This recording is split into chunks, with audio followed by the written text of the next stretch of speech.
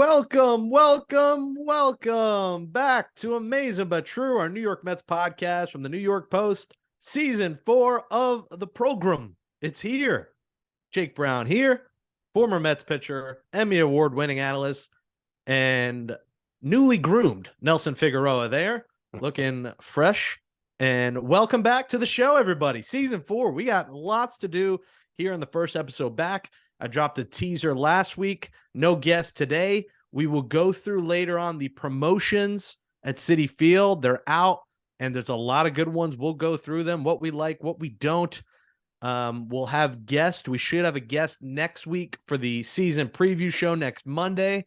Figgie will be twice a week. You'll be on the Monday shows per usual. I'll do the Thursday. It'll drop Thursday, Friday, depending when the Mets series ends.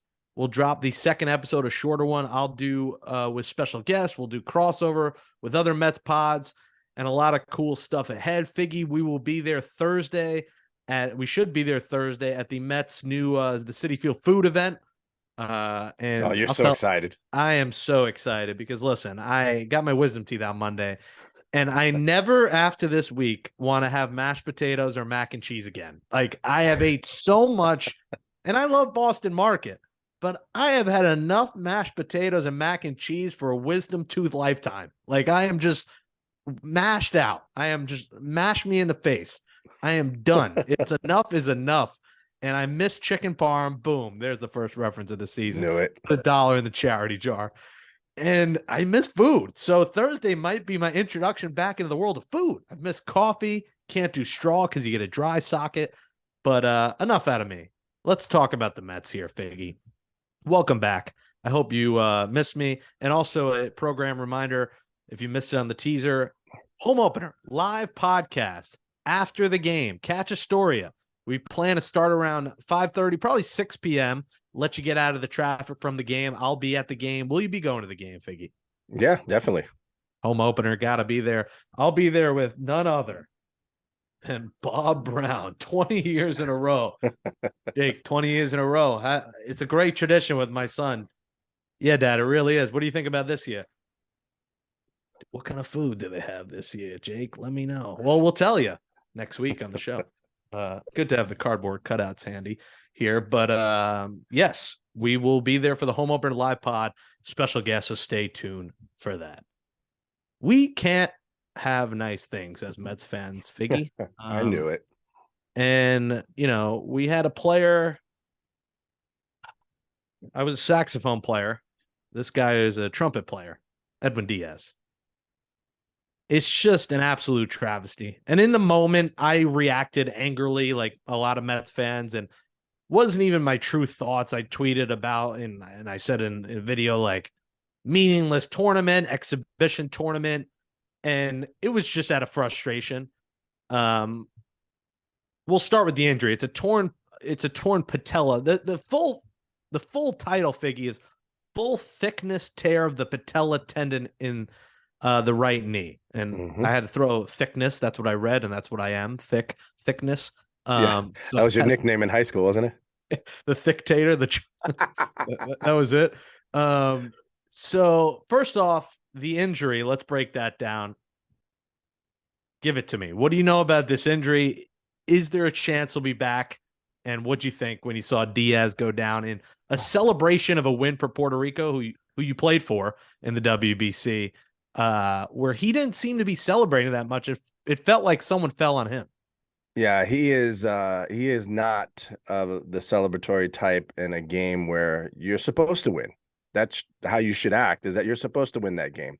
And having won that game, it was just the opening round. It was to qualify to go to the next round. So there was no reason to celebrate, jump up and down, jump on anybody, or get too, overwhelmed by it.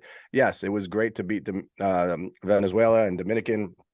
Great to beat Dominican in that fashion. That's what you're supposed to do. You're supposed to feel like you're going to come out of that pool. It's a very tough pool as it is. You've got to feel that, have the confidence. And those major league guys who are the ones that you're counting on, you saw how they were acting. It was just calm, like, all right, we won, high five, let's keep it moving. It's the younger generation, it's the younger kids who, the watch me generation, who wanted to be involved. They wanted to be in the picture. They wanted to be next to Edwin Diaz. So they're jumping on him. so they could come out in the pictures next to him celebrating. Diaz wasn't really celebrating. He didn't want to jump up and down. You get overwhelmed because now you have this group of guys who were on the bench. These weren't the players. This is the guys on the bench that came out there, and his brother who jumped on him, and feet get tangled up. He winds up twisting the knee and goes down. And it was horrific. It was absolutely horrific to watch. I sat there and I was so angered by it because I've been in many championship series, championship game all over the world and in different places. And the first thing I always say is act like you're supposed to win. Now, if it's the whole thing, go nuts, go crazy. But you realize that there's a multitude of times that things like this have happened. The one that strikes me, the most recent one that I remember, Kendrys Morales hits that grand slam, walk-off home run, touches home plate, and breaks his leg, celebrating, just touching home plate. That's one of those things where you're not expecting it. As a player, you're filled with emotion. You want to live that moment. But Diaz kind of knew, hey, I struck out the side. We're done. We're moving on. Great. And it was the other guys jumping on him. And I hate to see that happen to someone who, this is an integral part of the team. And yes, there are bigger and better things like a World Series. But they are playing playoff caliber baseball. And that's why everybody that wants to get involved stays involved and plays their butt off for it. They're diving, they're sliding, they're doing everything they can to win ball games. So you don't hold back. You don't hold back. You play this game at the highest level for that reason, and you're competing in a national stage in playoff atmosphere of baseball. Miami has never seen crowds like this.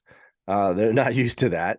They're used to the road fans outnumbering the home fans. So. Exactly. And what you're getting right now is you're getting this tidal wave of fan support, whether it's, for your team or for the other team. It's just constant roar. It's that constant energy that you feed off of. And these games, people are saying they're not important. You know what? We lost our closer for the season, quite possibly. If he makes a miraculous comeback, I don't know if he's capable of doing. I don't know, that we're way too soon to say, if he can bounce back faster, if there's better rehab now. I'm not one to say that. We'll see where he's at in 6 months. If we can check in with him and it's in September, he is able to throw a baseball and get moving along for a month of throwing a baseball like spring training and be ready to pitch. Great. But he's signed for long term. And I don't think they're going to rush him back per se, just to rush him back. But that's the thing. He's a reliever. Like, he's only pitched 1 inning, but he does throw, 100 miles an hour with stuff. Like, if he could start rehabbing in September, mid to late September, can we just have this like pipe dream of World Series Game 7, Edwin Diaz, and the Listen. Trump, like the thought of it, has me like in tears when I think about like a potential return in the playoffs. But is it realistic? The Mets have made it sound like we're not ruling him out. He's going to fight like hell to, pitch in the postseason. The Mets did as much as the story came out. They got him a nutritionist, a trainer. Mm-hmm. They got him a chef. I mean, you want to hook me up with a personal chef too? I mean, they rolled out the red carpet. They wheeled out the red carpet, I should say, because he had to leave in a wheelchair. He'll get the wheelchair accessible parking spots at Citi Field at least. It's is it realistic? Well, first things first, where the reason why he got all those nice things, yes, the owner has that kind of cash to be that support system for him. But at the same time, he's not going to have to pay a dime of his salary this year if he doesn't play the whole season or the majority of the season. WBC has their own insurance policy on their players, and they also take insurance out on any player that they have. So you had insurance when you played. So when did you? No, not me. Not my meaningless contract. Yeah. $100 million contract. Medicaid. Yeah. I'm lucky to, I still have to do a copay when I go. Listen, those guys, they're covered. Their guaranteed contracts are covered, and that's what you're going to do when you have $100 million invested into something. You're going to take out that insurance policy just in case something happens. When David Wright was hurt, that's why nobody in the front office was rushing him back. Take your time, go over the half a season threshold so that they're going to pay 80% of your salary at least. And it only costs. And that was the Wilpon. So they were like, sit out forever. We don't want to pay anything. So now you see Uncle Stevie decide to, say, hey, you know what? I'm going to reinvest that money that I'm not going to have to spend, but I want to make sure that he is eating right. I want to make sure he has the best of everything, because if we can speed up the process in any way possible to get him back, I'm not going to sit back and wait for it. He was proactive with this, and that's what you love from an ownership group. Figgy, the documentary, the 30 for 30, writes itself if he comes back. And like, it already writes himself that, next man up with this team. And we'll get into, Brandon Nimmo in a second, but like, next man up. And like, these guys should be fired up to play for Edwin and win for Edwin, win for Diaz. There should be, you're not going to have the trumpets come out, have Timmy Trumpet for David Robertson or Adam Ottavino, but like, maybe there's a new song that the Mets do. And the graphics team, the video team, they work so hard there at Citi Field. I was there last week. Figgy, the scoreboard is just absolutely massive. The pictures don't do it justice. Have to see it in person. You'll see it Thursday. It is just huge. A lot of construction still going. It might not be done till the eve of opening day. Like, there might be some rust falling. There might be like a ladder. That's a union job. That's how the union works, right? The union works. They're gonna, but don't know if we're gonna be ready in time. Oh well, can we do? They're legit overtime? Working overnights, like 24/7 there. Like, it is cutting it close from what I saw last week. So we'll see. But next man up, and this team should be fired up. And I think they should use this as fuel and fire. And we wish Edwin Diaz the best. And I drool thinking about him coming back in October. And to replace him, David Robertson's probably going to be the guy. It's a guy who has 157 career saves. Figgy, he pitched 9 seasons for the Yankees. He had 39 saves in 2014, which is crazy. It's a lifetime ago. It's 9 years now at this point, but has had success as a closer. Adam Ottavino, our guy, our big New Yorker, our pizza fan, my fellow. God, I miss pizza so much. My roommate was having leftover pizza and I was craving it. Actually, it was a typical Jake. I put this shirt on, stained water earlier today, leftover pasta. I have sauce stain saying I would show you my sock, but I don't want to put a Aaron Rodgers foot to the screen. Please, I don't want to see any of your socks. You don't want to see that. You're not in a feet. Yeah. Nah, I'm good. There's a little sauce stain on my sock. Sure. Keep the moving. Mets are stained. I'm stained. Everyone's stained right now, all over the place. But that's who it is. But when you look at the depth chart, it's tough because the middle relief really takes a hit here. And you're hoping guys like Drew Smith, John Curtis, who might make the roster. Now, Bryce Montes de Oca is having a good spring, but he's hurt now, and he might miss some time. You're hoping maybe Big Drip, if he doesn't go in the rotation, it looks like it's going to be David Peterson. This is all roster stuff. We'll kind of break down more next week, but it looks like Peterson, with another fantastic outing on Sunday, is going to be the starter to replace Jose Quintana, who's another injury. What do are you worried here about the bullpen? Because it's Robertson, Ottavino, and then, other guys at this point, Brooks Raley. Yeah, honestly, it's a huge fall off no matter who it is, right? You're talking about the Mets were so good at the B team being able to compete with the A team, and that was one of the things you loved about the depth of this roster. Now, when it comes to your closer, there's no real fallback that's going to be able to shut down the game with that kind of certainty and that kind of regularity like an Edwin Diaz. Doesn't mean it can't happen. Doesn't mean guys won't step up. Doesn't mean that they might not go out and get a guy. But at this moment in time, there's no replacement that's going to give you that Edwin Diaz type feel when it's a 1-run game and we're turning it over to him. So, they're going to give those veteran guys probably the first crack if they don't go out and get a guy. If they do get in on the Zach Britton's sweepstakes and they wind up signing him, that's great because they need a lefty anyway. Rainey is still down too as well. So that's another guy who you were counting on, and he's hamstring strain. So you're probably looking at Britton being a big possibility with connections to Buck. And you're gonna have to get another arm. I mean, you're just gonna have to get a closer type of their trade. There's no one out there for agency. You're gonna have to at some point make a trade if you're serious about winning a World Series this year. Yeah, without a doubt. And I think one of the things that you can talk about the WBC is that you've seen some arms that you would not normally see, and guys who maybe aren't signed to big contracts, or guys that you see that never heard of. And Matt Harvey.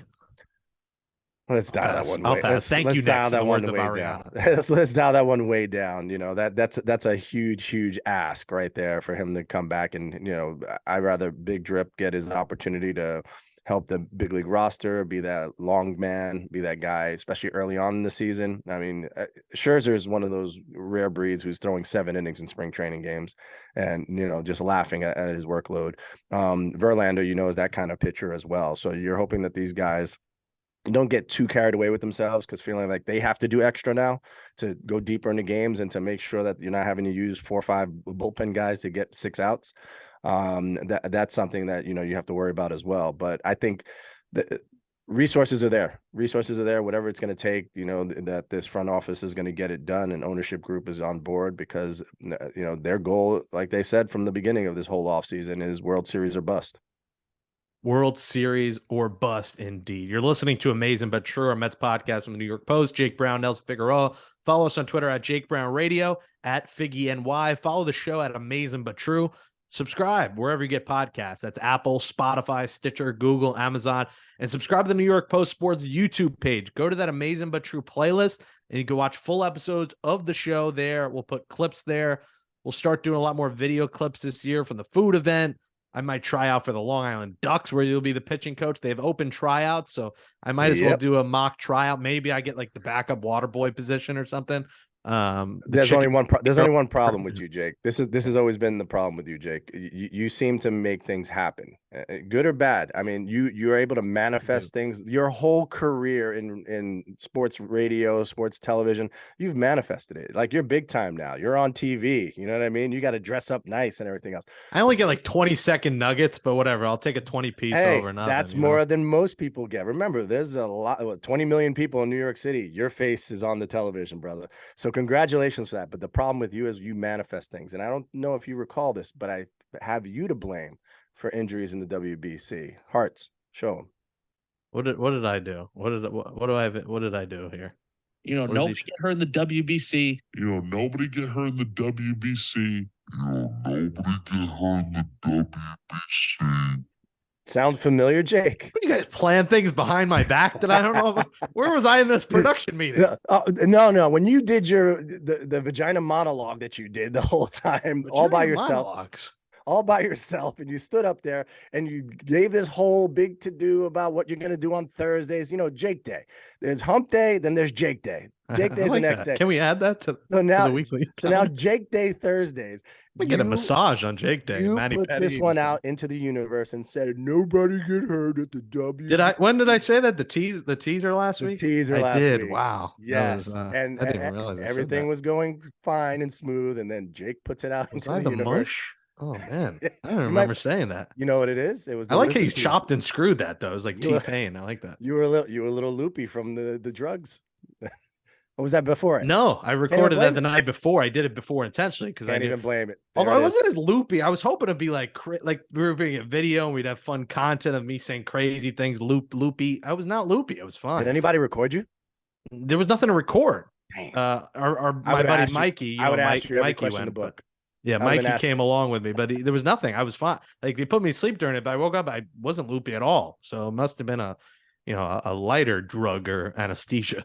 But they gave me no painkillers, just ibuprofen, amoxicillin, the boring stuff, not the hard liquor. They gave me the Mike's Hard Lemonade instead of the White Claws and the High Noons.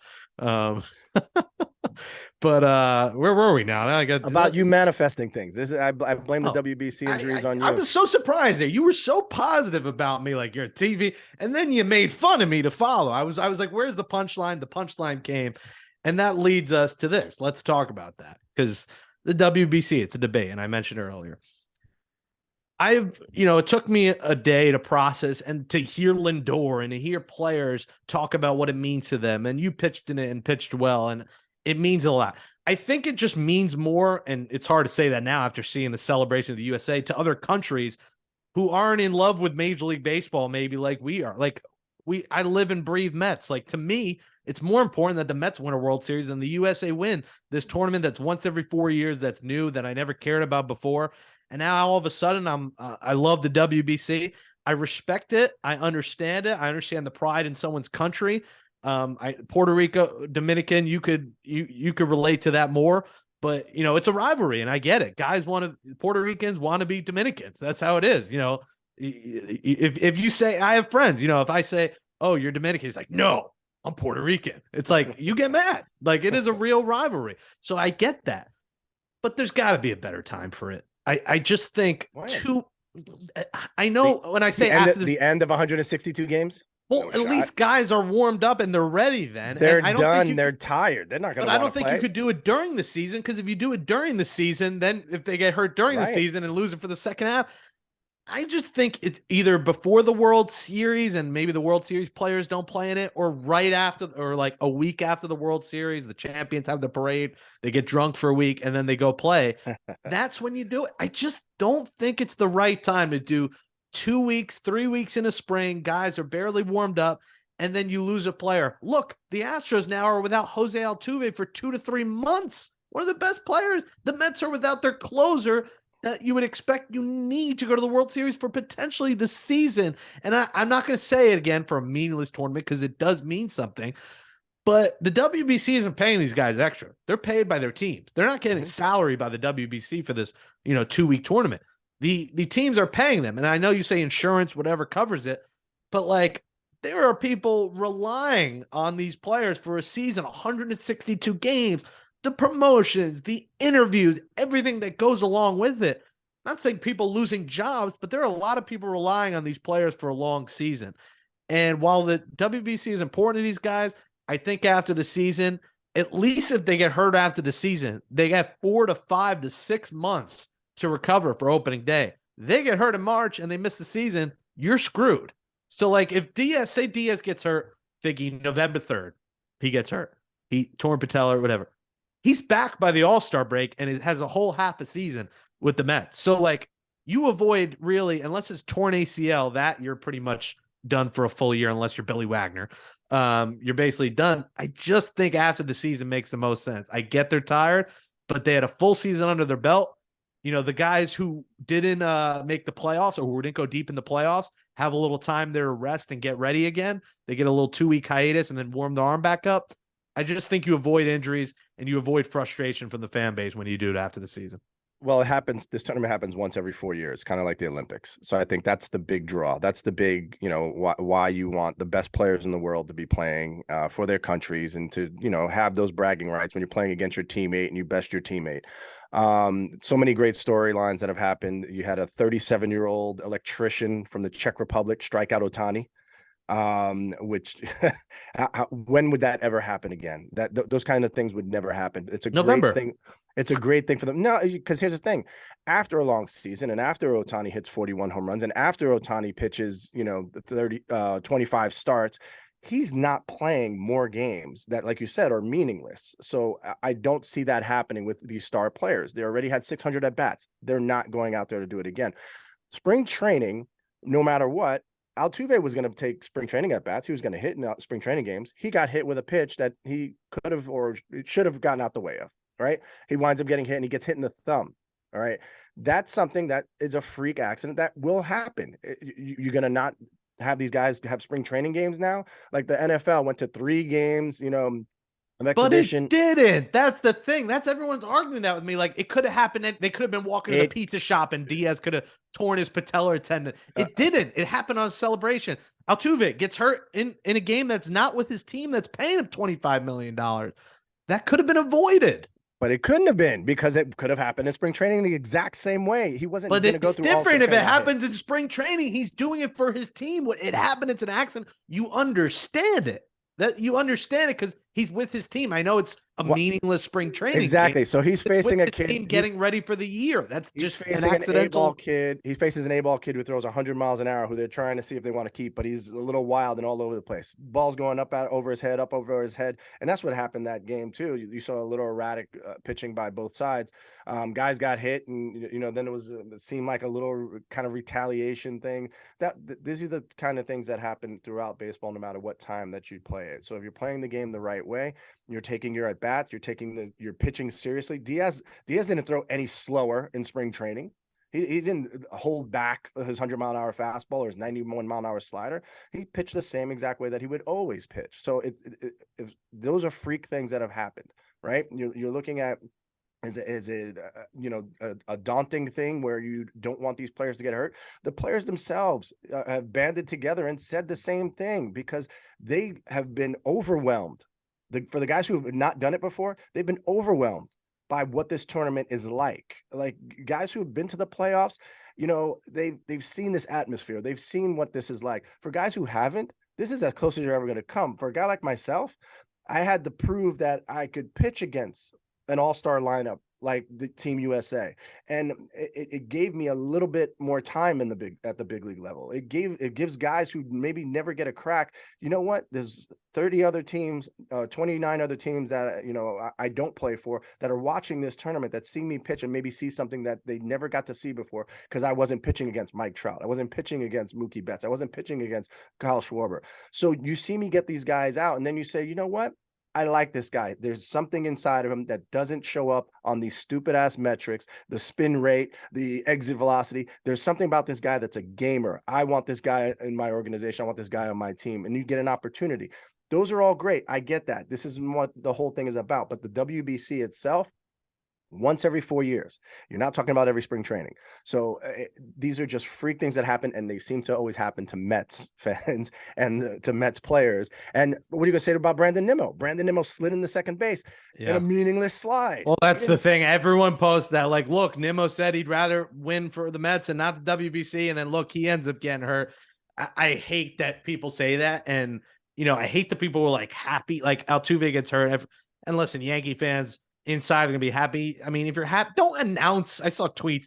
Don't announce your happy. I mean, Twitter is just a disgrace, but like, don't announce your happiness to the world like that someone get hurt. I hate when people root for injuries or openly. Like if you're gonna do it, don't tell anyone. Keep it in your inner mind. Keep it in this brain of yours, and don't let it out to the world because you're a fool.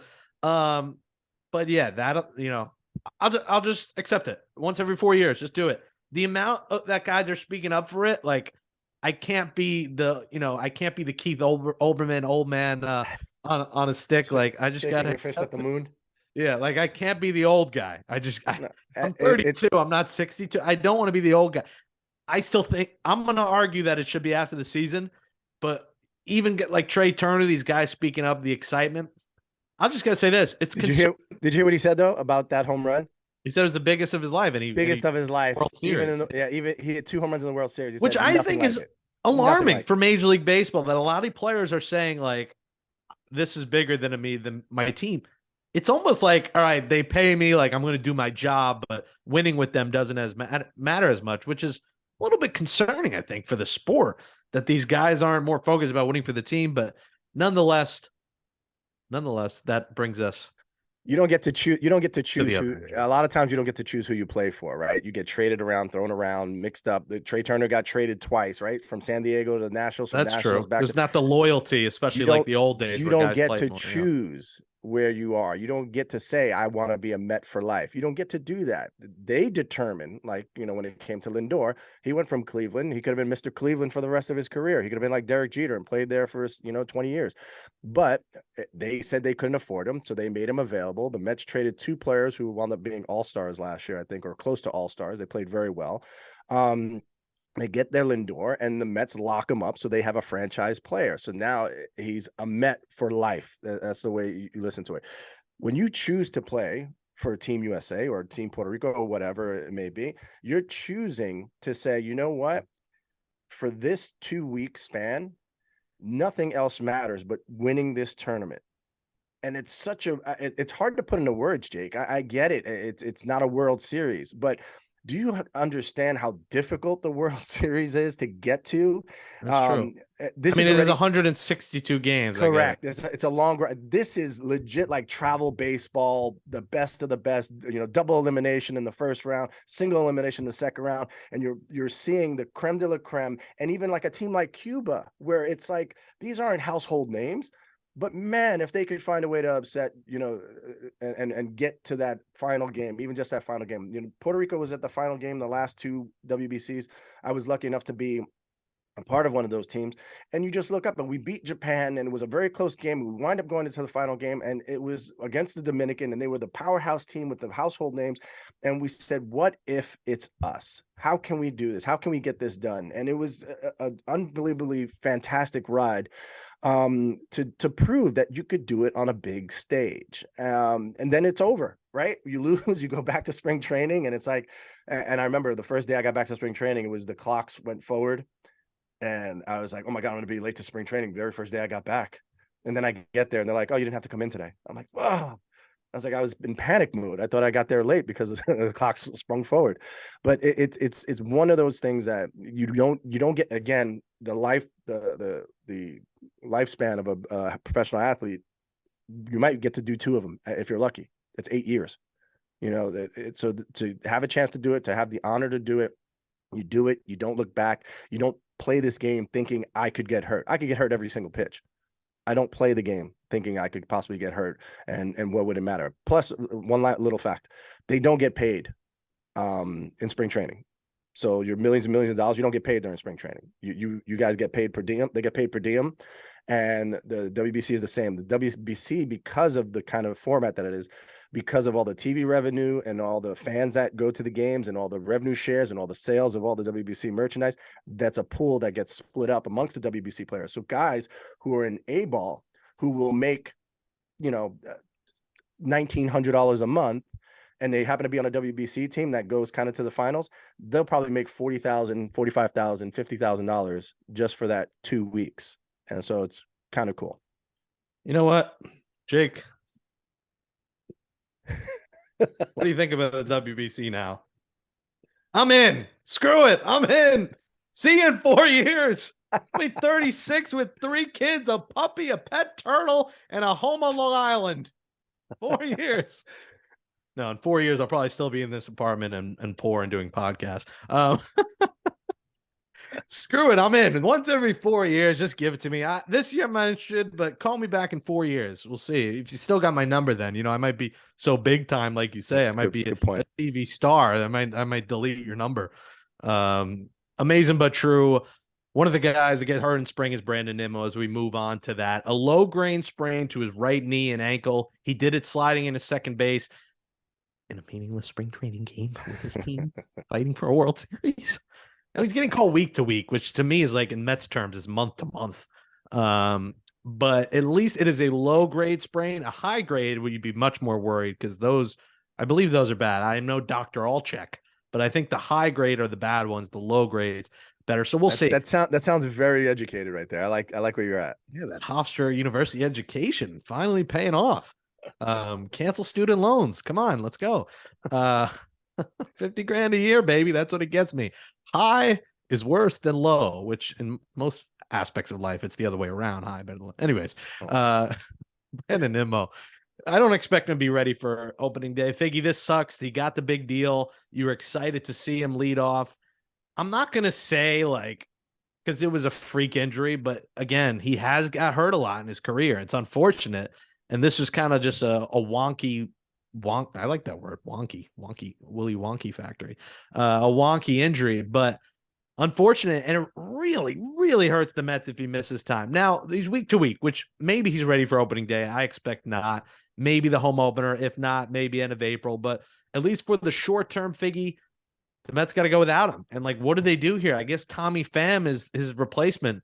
Do you experiment with McNeil out there? Do you put Canna in center? Do you move Marte to center, hoping that his, offseason groin surgery, that he's good to play center field? You play Escobar at second. I don't know what you do here. What's your solve for the short term? Well, the solve, one of the biggest solves, of course, is going to be trying to figure out exactly how these pieces will work and who's your better fit in center field. Center field is a huge responsibility. There's only one man that has really done it before and done it at a high level, and that'll be Marte. Now, is he healthy enough to do it? Are you willing to risk Marte getting hurt, just patrolling center field and the extra room that there is out there with somebody on the corners who isn't as reliable? I don't know. I'm of the ilk that you kind of, Tommy Pham has played center field as well. You let him go out there and you see what you can get out of him. I'm hoping Marte is 100% ready. to go and can be that leadoff hitter that you're going to need him to be. And be able to do all the things that he was the huge factor that the Mets were missing down the stretch. There's no ifs, ands, or buts about it. The team was totally different without just one guy. So we're talking about missing one guy, right? You're missing Diaz in the bullpen.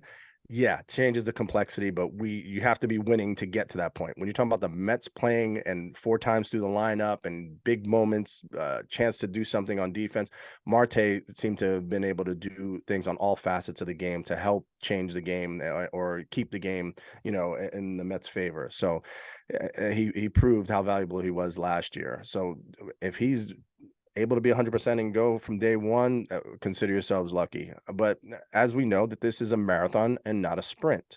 And on paper, it seems great from the offseason moves that the Mets are, one of the favorites to win the World Series. Things like this always happen. And you said it best, next man up, right? That's what you have to do. And it doesn't have to be a superstar player that's going to pick you up. It's going to be a little guy that gets an opportunity to play a little bit more than normal, who holds his own. And that's all you want. You want to be able to, McGill was that guy. When Jacob deGrom went down last year, McGill went into the rotation and got an opening day nod and was pitching lights out until he got hurt. So you're looking for someone like that to make the most of an opportunity and keep this team right where they need to be until those pieces come back, because I don't want to rush him. I don't want to rush Marte back if he's not 110%. I don't want to rush Nimmo back just to have him back in the lineup and he's on a hobbled knee all year playing center field. That's not going to do you any good. So you have to make sure that these guys, and I think that the new regime is going to be more conducive to better communication, better time management of these injuries, and making sure that these guys are healthy, because these guys are on long-term contracts. It's not just a one-year thing.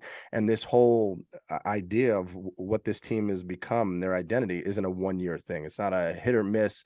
This is all we got. The pitching is going to have to really prevail early on. You hope those 2 horses in the front can carry the workload, and there's going to have to be somebody that steps up in Diaz's absence. Somebody's going to have to get the last 3 outs of the game. Yeah, we'll see how they replace Nimmo and Diaz. We'll talk next week on the preview, Figgy, about the new rules, because that's going to really help. Scherzer, Verlander, they love it. Dave Robertson doesn't.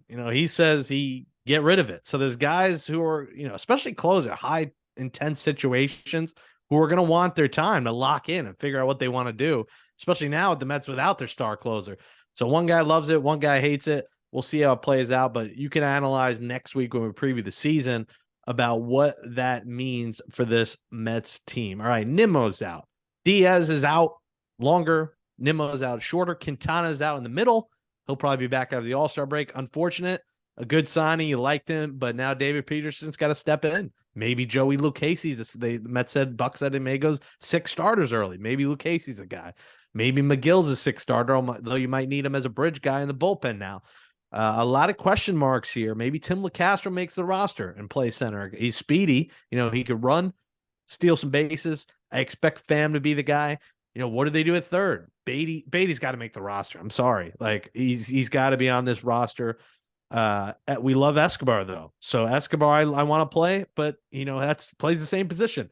Does that cut into Vogelback's at bats at DH?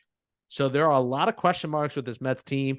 Does DJ Stewart now make the roster after hitting for the cycle on Sunday? Probably not. He's also a hefty fella. I love the big fellas, but we'll see about him. Amazing But True, our Mets podcast from the New York Post. Jake Brown, Nelson Figueroa.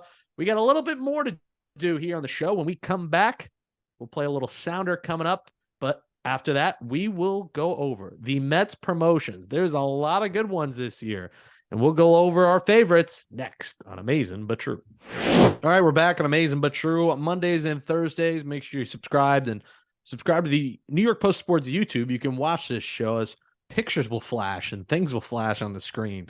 You never know what you'll get in the video version. And if you're an audio person, if someone said, "Oh, this would be perfect for my ShopRite commute on Saturdays," I'm like, Saturday's a little late. I mean, now I guess but Saturdays will be 5 days later if you're listening to Monday's show.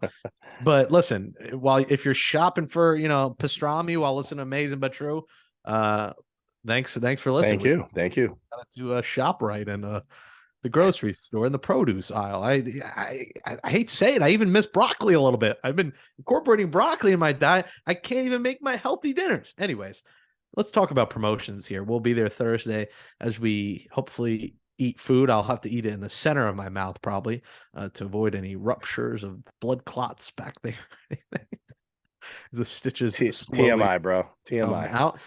The Mets have changed things this year. For the first time, they are doing a lot of their best and listen to the best year promotions on weekdays, which I know for me, it doesn't get me as mad because I live 15 minutes from the stadium and we don't have a normal like 9 to 5 where I'm in the city in an office till 5:36. And I rush to the game and you got to get there early because promotions anyway. I get why people are mad. There's people who live in Jersey or working all day who can't make it till, first pitch, who are now going to miss out on these promotions. And the Mets have changed it from first 25,000 to first 15,000. I have a theory where they might have 25,000, and I don't know this, so this isn't an insider info. But I think they will keep 10,000 on hold and maybe do it certain weekends. So the remaining 10,000, they'll say, come out Saturday. We got 10,000 more Wakanda Forever Starling Marte bobbleheads. Let's give those out. So I feel like that could be, but maybe because the promotions are so good, they had to do less. But we'll see. Anyways, a lot of good promotions, Figgy, this year. Let's just go through them. They'll start off Saturday, April 8th. We'll be there. Citi Field replica. Beautiful. Love a good replica. That's always in the favorites. But my top ones are this. I love the jersey, the Mets as different sport jersey giveaways. Those are so cool to me. Something I'll wear on the show. I can replace up here. By the way, how do you like this? This new setup looks so much more professional you're so than pro, a cheap dude. hanger that hanging behind my wall. Like the thing is, I had to reorganize a lot to make this happen. So shout out to my roommate for helping me. He helped put like a hammer in the wall to put this Mets World's points above me. So he did a lot. As Hart said, this episode is sponsored by ADHD. Still haven't got prescribed. Season 4, still no prescriptions. It's because you have to go there. They don't come to you. You would think in my normal physical, they check like to see if you have ADHD. Like, doesn't Well, the blood? You know when they hold a pen and they just check your eyes? That's not what they're doing. With you, it's like a little kid. They just do it back and forth. Doesn't like the blood work tell you have ADHD? No. Like, can they take your blood and determine if you have ADHD? Like what? Like what doctor do I go to? No. We're not going as a rabbit hole. We're not going as a rabbit hole. Stay focused. Promotions. Back to promotions. I love the jerseys. So yes, those are my favorites. There's a Mets basketball jersey, a Mets soccer jersey, a Mets football jersey, and a Mets hockey jersey, and then the Buck Showalter inspired windbreaker. My hope is to be at all those. I mean, I'll probably be at every promotion all year. Let's be real. Outside of my brother's bachelor party in Miami that weekend, I don't think they're home that weekend, so I'm set. I have a wedding weekend. I'm going to miss fireworks night and the Mets Hall of Fame, and then I like the Pete Alonso inspired neon sunglasses, but those are my favorite. We'll go through. So Saturday's a replica. Saturday the 29th is the Handmade by Robots Unit Knit series. These I could live without. These I actually have nightmares looking at them, Figgy. If you look at the site of the pictures, the back-to-back weekends, they'll do the Mr. Met and then the following weekend, Mrs. Met. We'll go through April and May. I'll get your thoughts. I love the Francisco Lindor grass growing bobblehead. That is a cool looking bobblehead. I love the hair. That's a good one. And then is that not a chia pet? Yeah, it looks like a chia pet a little bit. You can't say chia pet anymore? Is that true? Frowned upon? I'm asking for a friend. It's like you can't say Cracker Jacks. You got to say Cracker Jills. I mean, I can't figure out the world anymore these days. The first weekday promotion is a good friend of the program, which I love, Wednesday, May 31st. And this is going to get people angry who can't attend, is the Howie Rose sound bobblehead. And it's basically him with the headset, and I guess they didn't have time to make a Keith Rad bobblehead yet. His new comrade who we'll have on the show, his partner in crime. Shout out to Keith for working his way from the Brooklyn Cyclones to the Mets. I really like that Howie Rose sound bobblehead. April and May, Figgy, what do you like? I mean, I like so far the ones that you touched on are I think iconic ones that you want to get every year or every chance that you can. You know, the Lindor being the franchise player, that's a cool one. It's a little interactive. I like the fact that these bobbleheads aren't just the typical bobblehead, you hit it and it just does things. So there's a little bit more interaction. What was it? The Pete Alonso was the one that had the interchangeable pieces where he was a polar bear, he wasn't a polar bear kind of thing.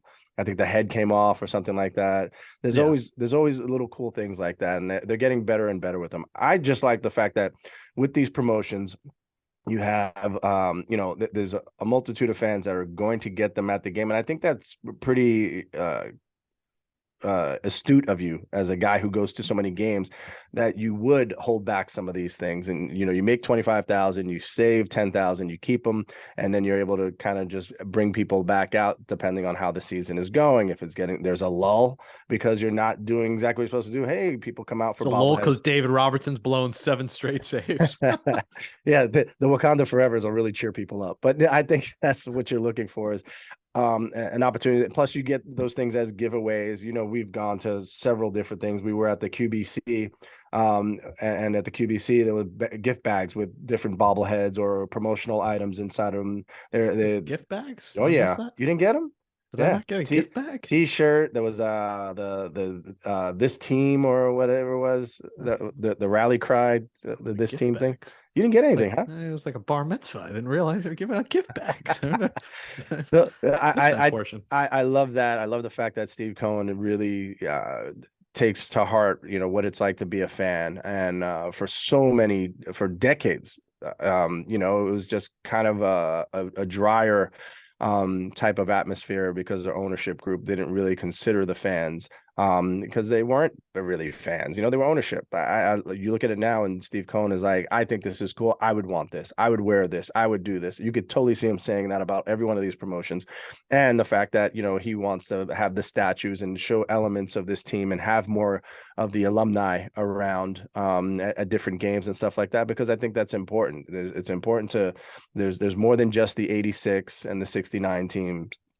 There's more than just, you know, those 2 moments of Mets history. You know, you got to take the good with the bad. There were reasons why you went to games even when things were bad. And I think Steve Cohen does a tremendous job of acknowledging that and making those things, you know, you don't just turn the page on those things. Those things have happened and happened for a reason, and you want to feel like you were a part of it or learn a little bit something about it. And I think it's really, really, really cool the way he has gone about creating the fan experience and taking it to another level here since he's become the owner. And I love how, you know, we went from Wakanda Forever bobbleheads to a soliloquy on Steve Cohen and the Mets franchise there, Figgy. You're going to write a haiku after that as well, write a little poetry. I'll get AI to do it. I love the bucket hat, but let's be real, I don't think it's going to fit my big head. Like, I know I'm going to the Knicks one they gave away. It says one size fits most. Yeah, it fits most, but not big fat ball guys. By the way, I lost 5 pounds, I think, during this post wisdom teeth with eating less, which is the one positive. But I don't think that bucket hat's going to fit me. I like the back-to-back nights. So it's interesting. The weekdays are going to be tough for people, but they're giving out some of the best ones. Like the Marte one is great. That's Monday, June 26th, and then the next day is Mr. Meta's Indiana Jones, and you get why you're going to sell more tickets that way. But when it's first 15,000, I don't know how much more tickets you're going to sell, because I don't know if people are camping out or instead they're skipping happy hour and going to Citi Field to get the promotion. It's going to be tough. I like that one. I love, again, the basketball jersey. I like the soccer, the football. I'm going to hopefully go for all those jerseys. The Edwin Diaz trumpet bobblehead. I mean, I love it, but it's just depressing now looking at it. It's so sad because it is beautiful, but he won't be on the mound there in August when it comes out. And then a lot of them, you don't have the pictures yet. The Max Scherzer inspired 2-tone sunglasses will be cool. Mm-hmm. The Kodai Senga glow in the dark ghost forkball. I want to see how that looks. Maybe we'll have the inside scoop Thursday when we go. The corduroy hat will be cool. But those are some of the favorites. I would say my top 5, Figgy, would be the Lindor bobblehead, the Mets basketball jersey, the Mets football jersey, the Marte Black Panther bobblehead, and I'm going to say the Buck Showalter windbreaker, because I'd love to interview Buck, you know, on the field in September wearing the windbreaker he wears while he wears it. One's older, has hair, and is wiser. The other dumb, bald, and me, but it would be cool to do that. So those are some of my favorites. Figgy. I love all your choices. I think that you can't go wrong when it's a promotional item. There's not too many there that you're like, I hope I don't get something like that. Again, I think you'll be at most of them, so I'll get to live vicariously through you. Yeah, I'm hoping, if I'm not there or don't get the first 15,000, that someone, that's the only thing. eBay prices are going to be crazy on these because there's less of them. People are going to be selling them on the open market. Always have the people outside like $20 for promotion, or they'll hold up a sign begging for a promotion. So the fight is on. People are going to be tackling children to try to get bobbleheads. So, be safe out there in these when streets. You say people, not me, but there will be degenerate people doing so. We'll close out this episode of Amazing But True, sponsored by ADHD. Next. Alrighty, we are back, and we're going to do better at trying to make these episodes a decent time and not 55 minutes plus as you're watching this on video. That says goodnight to episode 130 of Amazing But True, our Mets podcast from the New York Post. Thanks to you, Jake and Andrew Hartz, and the intern, Josh Crawford, for producing the show. As always, subscribe to Amazing But True on Apple Podcasts, Spotify, Stitcher, or wherever you get your podcasts. Subscribe to the New York Post Sports YouTube page to watch our pretty faces. Follow us on Twitter at Amazing But True, at Figgy and Y, and at Jake Brown Radio. He'll read whatever the script says, folks. I could put anything in there, and I put pretty faces. Didn't even update it from last season. Well, we will be back next Monday for our season preview show. We'll have a special guest. And then the following week, we'll begin the twice a week. So stay tuned for that. Lots of good guests. Don't forget, Catch Astoria, home opener, live podcast after the game, 6 p.m. Hang out with the both of us. Have some beers, have a drink, have some food. Come from the game. We'll be at the game, and we hope to see you there. We'll have a special Mets guest. Stay tuned for who that will be. We got to see who's in the Queens area at that time. So we'll have a few more live pods at some point this year. Figgy, good luck this season coaching with the Long Island Ducks. You and Wally Backman united as one. Once rivals last year after, he ripped Kelsey Whitmore. Now friends, colleagues, coaching together. What a beautiful world. Sometimes, your biggest rival becomes your best friend. And in that case, it has happened with you. Yeah. I'm either going to lose my lung or my liver this summer. I'm well prepared. Oh, I plan to, I don't know, Hearts. We got to make the 2-hour trek. I did not realize how far, as again, ADHD, that East Islip is, even from me in Astoria. It is a hike to get there, but I want to have a drunken night with Figgy and Wally Backman, because I'm sure the stories, him sober, I would assume he was sober on this podcast, had some things to say about Sandy Alderson. He was ripping. I want to see him hammered, and I plan to make that happen. And I plan to maybe try out for the Long Island Ducks. I think that's April 15th. No. There's no maybe. You're ready. Your name is on the list. The more I've thought about it, I'm like, this could really be bad. And especially if we get actual video. Hearts is busy, so if we don't have a videographer, I just might not do it. A videographer, dude. I have a camera. I will be following you, laughing the whole way. Let me hit the gym a couple of times and check my range of motion. That's about the only thing you can hit. Oh, listen, yeah, that's true. Put me at second base. Let's just do fielding. If I do well fielding, I make the team, or at least I'm the ball boy or the water boy. Yeah, we'll let you be. That would be cool. Let me be a ball boy for a day. Well, you know what? That's easy. We shall see. But that one is another guarantee as well. I'll get you out there on the field. All right, and then PA announcer for a day. Sorry, our guy Peter Schwartz. Let me take that gig for a day and be. Now pitching Nelson Figueroa, and he ruptures his lung on the field, folks. All right, folks, we'll be back for a season preview of edition of Amazing But True next Monday. And as always, Figgy will close out this edition of the show with our 3 favorite words, and it's always tough to do at the same time on Zoom. 3, 2, 1. Let's I love go you. Mets. Oh, I love you too. That's so sweet. Good night.